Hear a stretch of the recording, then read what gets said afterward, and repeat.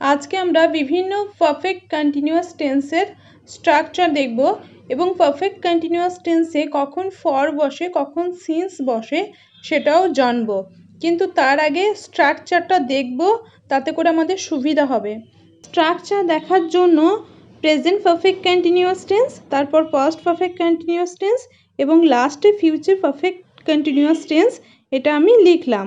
এবার আমরা আগে যেমন করেছিলাম তিনটে করে সেন্টেন্সে স্ট্রাকচার দেখেছিলাম, অ্যাসার্টিভ সেন্টেন্স, ইন্টারোগেটিভ সেন্টেন্স আর নেগেটিভ সেন্টেন্স। আজকেও তাই করব, কিন্তু আগের দিন যে একটা কমন সেন্টেন্স ব্যবহার করেছিলাম আজকে সেই সেন্টেন্সটা ব্যবহার করব না। আজকে একটা নতুন সেন্টেন্স নিচ্ছি, আই রিড দ্য বুক বলে। আজকে এই সেন্টেন্সটার উপর বেস করে বিভিন্ন টেন্সে এই সেন্টেন্সটা কিভাবে পরিবর্তন হবে সেটা দেখব। চলো প্রথমত আমরা দেখি অ্যাসার্টিভ সেন্টেন্সে স্ট্রাকচারটা কেমন হচ্ছে। আই রিড দ্য বুক, আমি বইটি পড়ি। এই সেন্টেন্সটাকে যদি আমি প্রেজেন্ট পারফেক্ট কন্টিনিউয়াস টেন্স করি তাহলে হবে I have been reading the book. I have been reading the book. আচ্ছা, তোমাদেরকে যেটা বলছিলাম যে পারফেক্ট কন্টিনিউয়াস টেন্সে ফর আর সিন্স কখন ব্যবহার করা হয় সেটা দেখাবো। তো সেটা দেখানোর জন্য এর সঙ্গে আমি জুড়ে দিচ্ছি ফর 2 আওয়ার্স। মানে সেন্টেন্সটা দাঁড়ালো I have been reading the book for 2 hours. এবার সাবজেক্ট চেঞ্জ করছি, সাবজেক্ট চেঞ্জ করে হি নিলাম। হি নিলে হচ্ছে he has been reading the বুক। এবার ফর 2 আওয়ার্সের জায়গায় লিখলাম সিন্স মর্নিং। দেখো আগেরটাই ছিল ফর 2 আওয়ার্স, এখানে লিখে দিলাম সিন্স মর্নিং। এটা কেন হলো সেটা আমি পরে লাস্টে বলবো, এক্সপ্লানেশনটা লাস্টে তোমরা পাবে। এখন স্ট্রাকচারের দিকে মন দাও, ফিরে এসো স্ট্রাকচারে। দেখো স্ট্রাকচারটা কেমন হচ্ছে, আই হ্যাভ বিন বসেছে আর তারপর হচ্ছে হি হ্যাজ বিন। তাহলে সাবজেক্ট বসেছে প্রথমে, তারপরে হ্যাভ অথবা হ্যাজ হচ্ছে, তারপর বিন যেমন আছে বিন বসছে, তারপর রিডিং V1 তার সঙ্গে আইএনজি যুক্ত হয়েছে, আর তারপরে অবজেক্ট বা আদার্স যা আছে সেগুলো বসে যাচ্ছে। তাহলে পুরো স্ট্রাকচারটা কেমন দাঁড়ালো, এটা হচ্ছে স্ট্রাকচার সাবজেক্ট প্লাস হ্যাভ বা has plus been plus V1 এর সঙ্গে আইএনজি, তারপর অবজেক্ট বা আদার্স।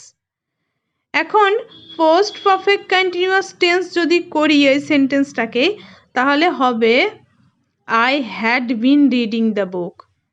মানে আগের সেন্টেন্সে যেটা হ্যাভ ছিল এটা হ্যাড হয়ে গেছে। কি হবে তাহলে পুরো সেন্টেন্সটা দাঁড়াবে I had been reading the book for 2 hours. Subject change করে দিচ্ছি, সাবজেক্ট চেঞ্জ করলে ভাব এখানে চেঞ্জ হবে না, তাহলে হবে he had been reading the book since morning. যেমন ছিল সিন্স মর্নিংই করব, তাহলে he had been reading the book since morning. Post perfect continuous টেন্সে সাবজেক্ট যাই হোক না কেন, হি হোক শি হোক আই হোক যাই হোক না কেন হ্যাড বিন হয়। তাহলে স্ট্রাকচার হবে subject plus had plus been অর্থাৎ হ্যাড বিন, আর তারপর V1 এর সঙ্গে আইএনজি যুক্ত হবে, আর লাস্টে অবজেক্ট বা আদার্স যা থাকবে সেটা বসে যাবে। তাহলে এটাই হলো পোস্ট পারফেক্ট কন্টিনিউয়াস টেন্সের স্ট্রাকচার।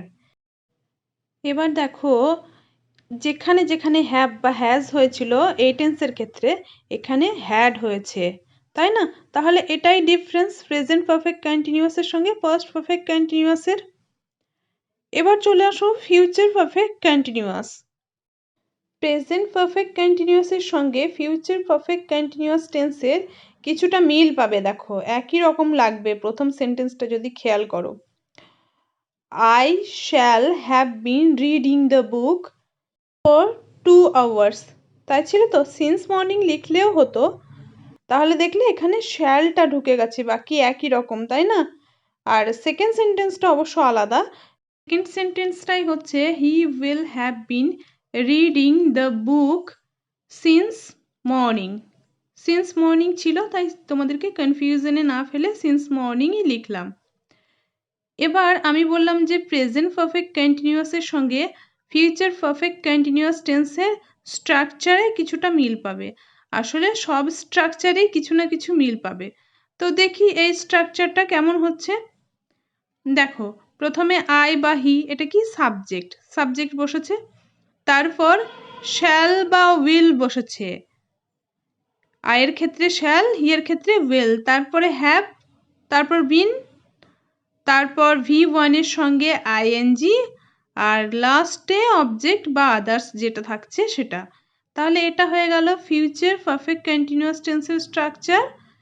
ফিউচার পারফেক্ট কন্টিনিউয়াস টেন্সের সঙ্গে প্রেজেন্ট পারফেক্ট কন্টিনিউয়াস টেন্সের প্রথম সেন্টেন্সটা অর্থাৎ হ্যাভ নিয়ে যেটা হচ্ছে, এইটা নিলে দেখা যাবে তার সামনে শুধুমাত্র শ্যাল বা উইল বসেছে।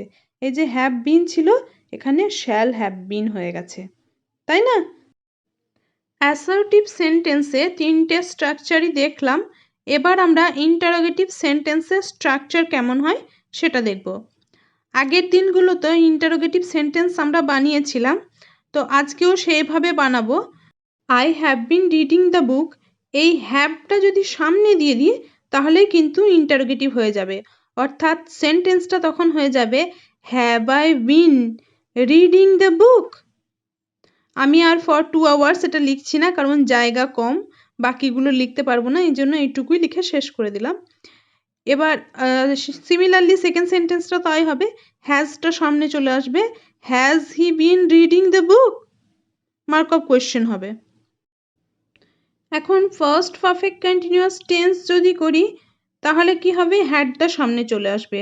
I have been reading the বুক, এটা যদি করি হ্যাড সামনে চলে এলো, অর্থাৎ had I been reading the বুক, এখানেও মার্ক অফ কোয়েশ্চেন হবে।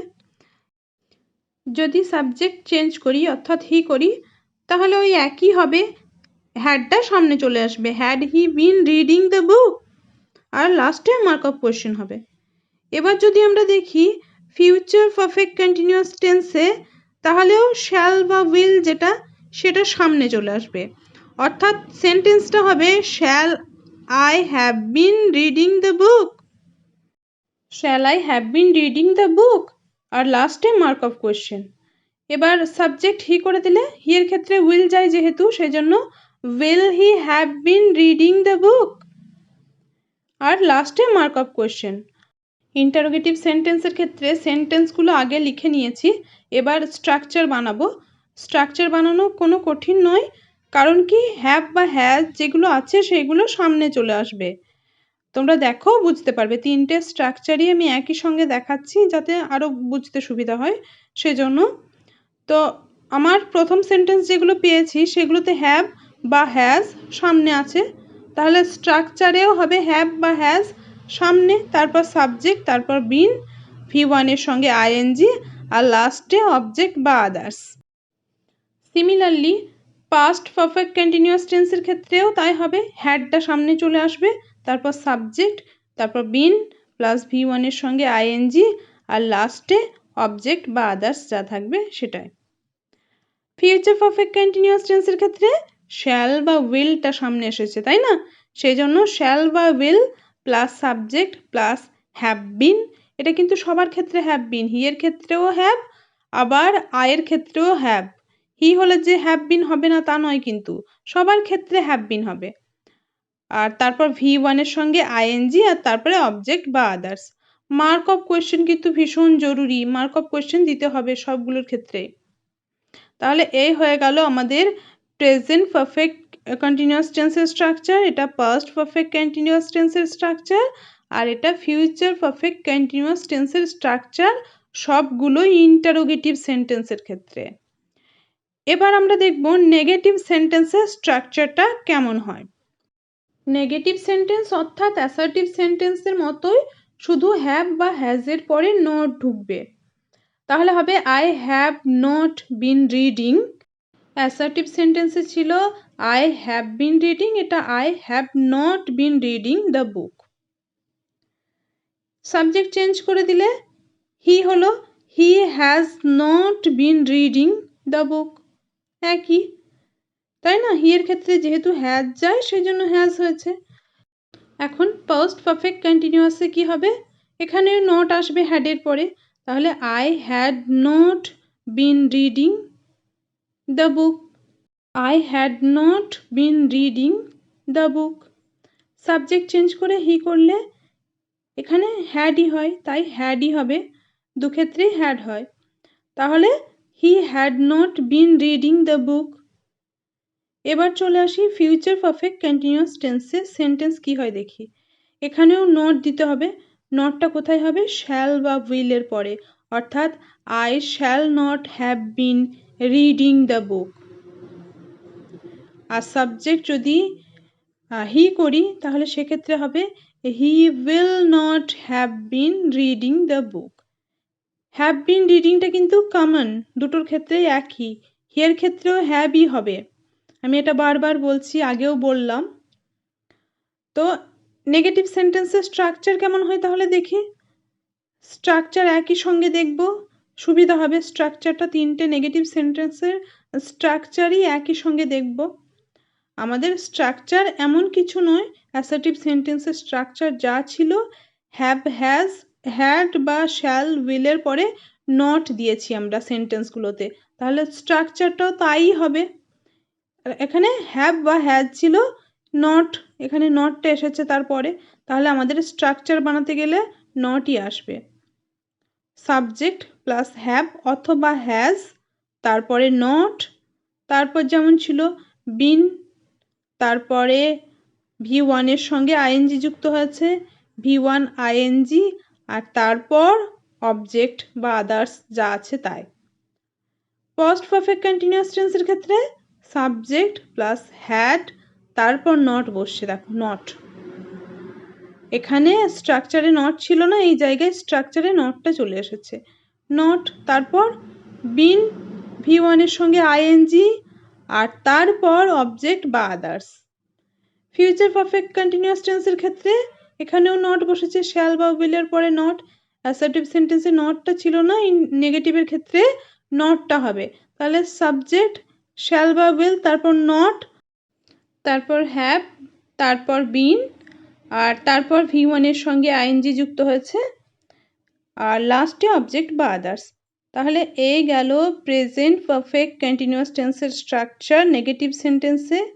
এটাও নেগেটিভ সেন্টেন্সে পাস্ট পারফেক্ট কন্টিনিউয়াস টেন্সের স্ট্রাকচার, আর এটা ফিউচার পারফেক্ট কন্টিনিউয়াস টেন্সের স্ট্রাকচার নেগেটিভ সেন্টেন্সের ক্ষেত্রে।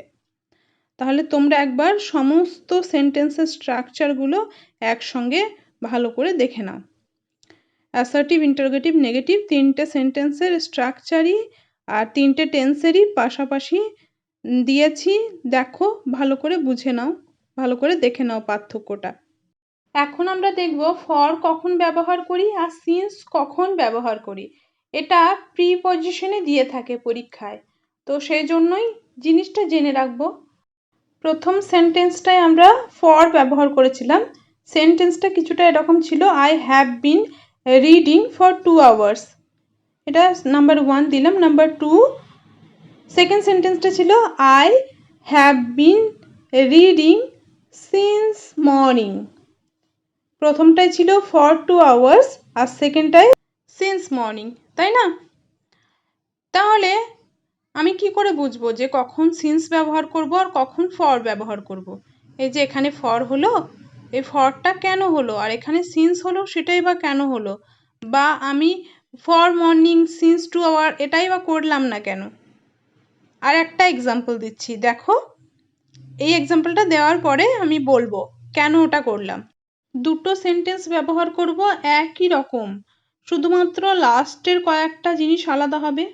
দুটোতেই সিন্স ফর দুটোই ইউজ করব, কোনটা হবে তোমরা আলটিমেটলি বলতে পারবে। দেখো প্রথম সেন্টেন্সটাই লিখলাম I have been living in this village for since, দুটো নিলাম 1995, 1995 সাল থেকে আমি এই গ্রামে বাস করছি। এবার সেকেন্ড সেন্টেন্সটায় আমি লিখছি আই হ্যাভ বিন লিভিং, একই রকম নিচ্ছি, ইন দিস ভিলেজ, এই গ্রামে আমি বাস করছি।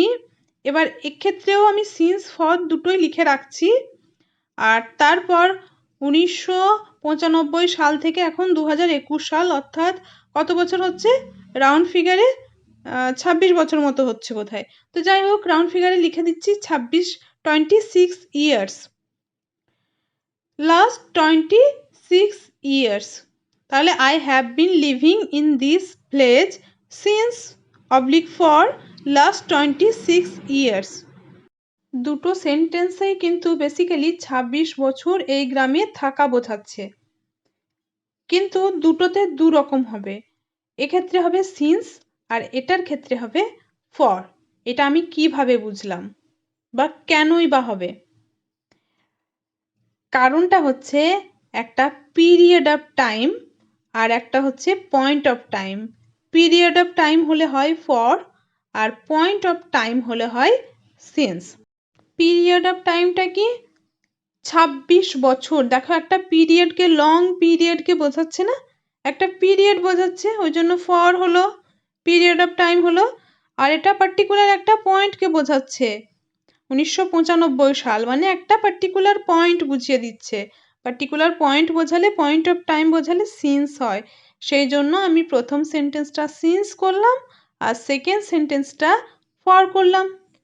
এইভাবে যখনই যে কোনো সেন্টেন্সে যখন পিরিয়ড অফ টাইম বোঝাবে তখন আমরা ফর ইউজ করব, আর যখন পয়েন্ট অফ টাইম বোঝাবে তখন সিন্স ইউজ করব। আমি আরও একটা এক্সাম্পল দিচ্ছি। দেখো, ইট হ্যাজ বিন রেইনিং, আমি দুটোই দিচ্ছি ফর সিন্স। দেখো, এটা তোমরা নিজেরাই বুঝতে পারবে। লাস্ট মানডে করে দিলাম, তাহলে সেন্টেন্সটা হলো it has been raining for since last Monday. এটা 1 নাম্বার সেন্টেন্স। আর দ্বিতীয় সেন্টেন্সটা লিখছি, দ্বিতীয় সেন্টেন্সের মিনিংটাও একই রাখবো, সেই জন্য আমি দ্বিতীয় সেন্টেন্সটাও একই রকম লেখার চেষ্টা করছি। দ্বিতীয় সেন্টেন্সটা লিখব it has been raining for since, দুটোই লিখলাম। এবার আজকে মঙ্গলবার, সোমবার থেকে বৃষ্টি হচ্ছে, অর্থাৎ 24 ঘন্টা হচ্ছে লাস্ট 24 আওয়ার্স। মানে দুটো সেন্টেন্সই বেসিক্যালি 24 ঘন্টা আগে থেকে বৃষ্টি হওয়ার কথা বোঝাচ্ছে। তাহলে আমার এই ক্ষেত্রে পিরিয়ড অফ টাইম বোঝাচ্ছে। দেখো, 24 ঘন্টা একটা পিরিয়ড বোঝাচ্ছে না? পিরিয়ড বোঝালে কি হবে? ফর হবে, তাই না? পিরিয়ড অফ টাইম, এই যে দেখো ফর হয়েছে। আর মানডে একটা পয়েন্টকে বোঝাচ্ছে, একটা পয়েন্ট বোঝালো, অর্থাৎ সিন্স হলো। পয়েন্ট অফ টাইম হলে সিন্স হয়, তাই এটা সিন্স হলো। তাহলে এটাই ফর্মুলা। এই ফর্মুলাটাকে আমরা মনে রাখবো। তাহলে এই ধরনের সিন্স বা ফর, এই ধরনের প্রিপোজিশন দিলে আমরা খুব ইজিলি করতে পারবো। আর এবার যদি আমরা প্রথম সেন্টেন্স যে দুটো আমরা লিখেছিলাম সেই দুটোতে যদি খেয়াল করি, তাহলে দেখো প্রথম সেন্টেন্সটাই লিখেছি I have been reading for 2 hours. 2 আওয়ার্সটা একটা পিরিয়ড না? পিরিয়ড অফ টাইম, ওই জন্য ফর হয়েছে। আর তারপর একটা মর্নিংটা একটা পয়েন্টকে বোঝাচ্ছে, ওই জন্য সিন্স হয়েছে, সিন্স মর্নিং। আশা করি এরপর থেকে পারফেক্ট কন্টিনিউয়াস টেন্স তোমাদের আর ভুল হবে না। আর প্রিপোজিশন হিসেবেও যদি আসে ফর আর সিন্স, তোমরা সহজেই উত্তর করতে পারবে। আজকের ভিডিওটা এই পর্যন্তই। দেখা হবে পরবর্তী ভিডিওতে। ভালো থাকো, সুস্থ থাকো, টাটা।